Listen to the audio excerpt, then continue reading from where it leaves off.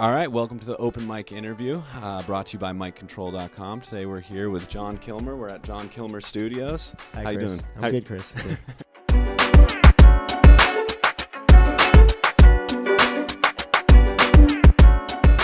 So this is kind of your stomping ground. This is where you spend most of your time, huh? Yep, here in New York City is my new location. Previously, I was at Long Island at Hofstra. Just graduated, so I'm fresh on the streets. And, Congratulations. Thank you. It's been quite a ride since August since I moved here, so it's been pretty cool. Yeah. So tell me, you're not just a producer. You've got kind of a bunch of different things going on, ways that you can help artists. What exactly do you do under the name Jon Kilmer Studios? Jon Kilmer Studios is a lot of things. Many people think it's just music, but that's very untrue.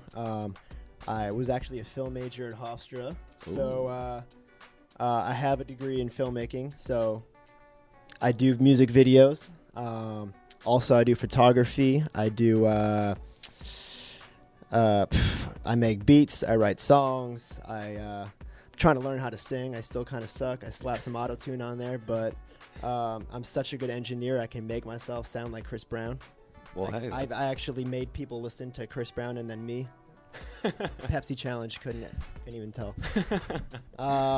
But yeah, I mean, I've been doing a lot of things recently. I've even started to be a hype man for some of my clients, which is pretty cool. I can say that I opened for Mac Miller because I did. That's pretty awesome. So that's pretty cool. That's something nice to throw on the resume there, huh? Open for Mac Miller as a hype man. Yeah. It was sweet. It was really cool. Yeah, that sounds awesome. So you've got a little bit of a background in music. I know we were watching the Jon Kilmer commercial. You've you were in a band for a while. You even I believe you were a rapper yourself. Is that right? Yeah, my music path has been really crazy. I started as like a complete rocker. I grew the hair out. I had a huge afro. People thought I was Jewish. I wasn't. It was it's Italian, but they get it mixed up. But anyways, digress a little there. I had an afro. I was in a rock band. I used to like not despise hip hop, but I was like, that stuff sucks. Like, I'm gonna fucking jam on my axe and listen to old Rush records and stuff like that. And slap at the bass, but but then I don't know. Like once I went to college, I was like, all right, like I guess rock music isn't that popular. Like I'm just like getting older. I'm still not getting laid. Something's wrong. So I'm like, all right, I started getting a little involved in modern music, rap music, top 40 stuff. And then I was like, well, the rapping's not that hard. Like, I can do it. It actually started as a joke. I was like whatever. I'll just do it. It'll be funny. So, then I became J. Kill. The name formed, and I was a rapper. And mostly it was, like, funny music because I was always, like, a funny dude. But, I would call myself a rapper. I had albums. I released songs. Like, it was, like, the real deal. It was cool. Yeah. And then, a couple years passed. People weren't really digging the music that much. I got a lot of hate mail, more hate mail than fan mail, actually. And then, well, hey, if you're hating, you've got to be doing something right. I think that's what they say. I mean, I guess so. I had a lot of affiliations, the brobible.com. Mm-hmm. They love my music, and they thought I was like the coolest dude ever. And then they were pretty much the only people that supported me. So then I was like, I'm just gonna work with other people full time, make a career out of it. Very cool. And here you are. Yeah. So tell us. We know you've done some work with some good up and coming artists that are like really making a name for themselves right now. Don't hesitate to name drop, but like who have you worked with? I'm just gonna take this time to name drop like crazy. Starting out, I worked with Chris Webby. Him and I went to Hofstra together.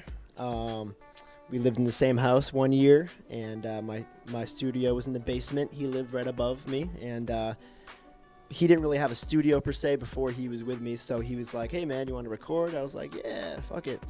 So we did the White Noise there 100%. We did Teenage Mutant Ninja Rapper there 100%. That's how I got a production on one of his things. I did Troublemaker. I produced that track for him, so that was like probably my first client production I've ever done, and that's my biggest today. Yeah. So that's pretty huge. So it all started with Webby. He kind of, he started me off, and he's huge today. And he's my boy. He's a good dude. Personally, he's a really good dude. From there, like it's just people have been adding on from there. Like now I work with Tayyib Ali, the young dude from Yep. Philly, coming up strong. From him, I have a track with Napalm coming up, which is it's not out yet, but that's going to be a big one. Who else? I work with my dude Solo now very closely. He goes to Hofstra. He's kind of like just starting while I finished, and he's coming up out of Long Island now. And from there, there's just so many other people that have been coming in here because of the big names I've been doing. So, like last week, I had people travel all the way from Philly to here just to do one song. So like they took a train for like 2 hours and just to do one track here, and like they were thrilled. Like that's like the biggest compliment to me. Yeah, so, that's got to be a good feeling. It's just been awesome. Yeah. Yeah, that's great. Well, tell us. I mean, this is Jon Kilmer Studios right now, but you're going to be relocating soon. Is that right? Yeah, like this will always be, the Jon Kilmer Studios, but, under some other people I work with, there's another studio opening up in Manhattan. So for the heavy hitters that want to step up their game, go to a big boy studio. They're welcome there, and I'd love to bring them there. So hopefully that'll be around in the next month. It's gonna be a big step for me. It's gonna be a pretty fancy place. So, who knows what will happen. That's awesome. Yeah. That's awesome. I guess kind of talk to us about the creation process when it comes to whether you're making a beat or if you're like writing a hook or whatever you're doing. Like how do you start it off? Like, do you have to talk to the artist and kind of get a feel for their style and then you work on it, or do you pick and choose beats that you have? Like, what's the process like? Man, it's really different. Like, if I'm working with someone specifically, they're like, well, I want this, and I want it this way, and I want it to sound like this song, so just do that, and that's what I'll do. But if I'm just making something for shits and kicks just to kind of promote myself, like my own stuff, I'll hear a song that I want to sample. Like, for instance, I just did one, that Bubba O'Reilly song from The Who. I'm like, I want to fucking sample that. So I made it into a song, and I just kind of threw it out there for people. And then, my buddy Matt Clark up in Boston, he's like, hey man, that's sick, I want that. So he took it, and we made a song out of it, and boom, it was huge. Yeah. So that's one way. Sometimes I just wake up and I'm just not in the mood, and I'll just pound like 2 cans of Crunk Energy, and I'll like hit myself in the face a few times, and I'll run in some circles, and then I just get in here and I go in beast mode, and I'll just see what happens. Yeah. Sometimes it's complete rubbish. Sometimes it's crazy. It's like good stuff. So I mean, it all depends, Now, when you're making music, I've talked to some other producers who have said that there'll be those days where you're inspired, and then those days where you just you can't do anything, like you're not in the right mood or whatever, and you just know not to touch music because everything is going to come out wrong. Do you agree with that? Do you have those days, or are you the type of producer that like keep working regardless of the mood you're in, and like try and keep building on it from there and going back and revisiting it? I used to be that way, but now that I've been in the city, you can't really afford to not be inspired because of the rent here. Yeah. It's a pain in the ass. So if I'm uninspired, I have to become inspired somehow. Yeah. I'll watch Rudy like a couple times and just fast forward to the ending and watch that like a couple times. Or Never Back Down. That's a good one. It really depends. Just whatever gets me. Everyone has something to get them in the zone. Unfortunately, mine is like shitty movies from like 10 years ago.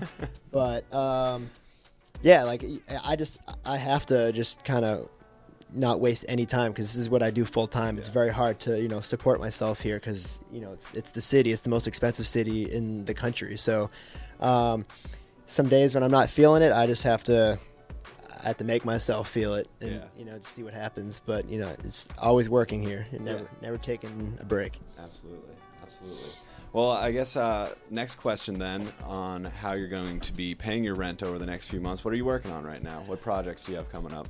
Well, luckily January has been very good to me. People are starting to hear my buzz, which is good. And I'm hoping that this isn't just like a busy month and everything else will just like drop.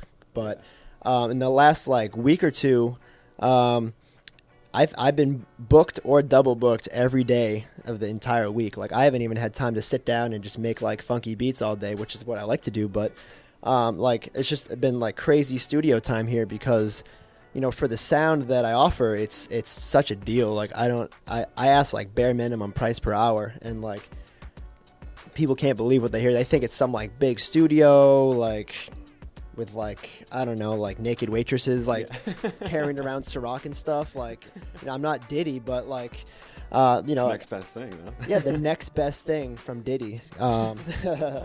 That's a bold statement, but anyways, like, yeah, they've been hearing my sound that I can give them, and they love it. So like, people have just been coming here. I've been getting new clients every day. I've been getting phone calls, new Facebook friends, and like all these new emails, and like I love it, man. So things are really starting to like build, and I'm starting to get a lot new clients who are like willing to, pay me to make them sound really good. Yeah. And that's the dream really for me, so I'm pumped.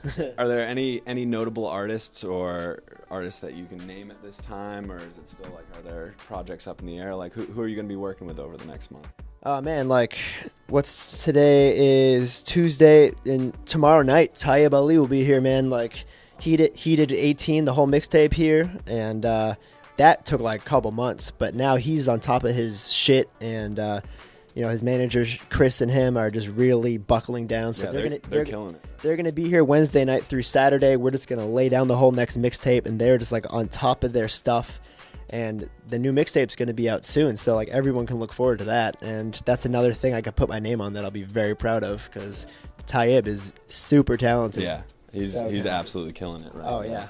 Well, I guess in terms of keeping that rent check coming in, why don't you tell everyone where they can find you, and on Facebook, Twitter, whatever, and how they can contact you about getting some studio time. All right, cool. I'm gonna stop looking at you and look at them right now. Jon Kilmer Studios, located here in the Lower East Side, East Village, Manhattan. You can find me at Jon Kilmer on Facebook, Jon Kilmer Studios on Facebook, at Jon Kilmer on Twitter. JonKilmerStudios.com.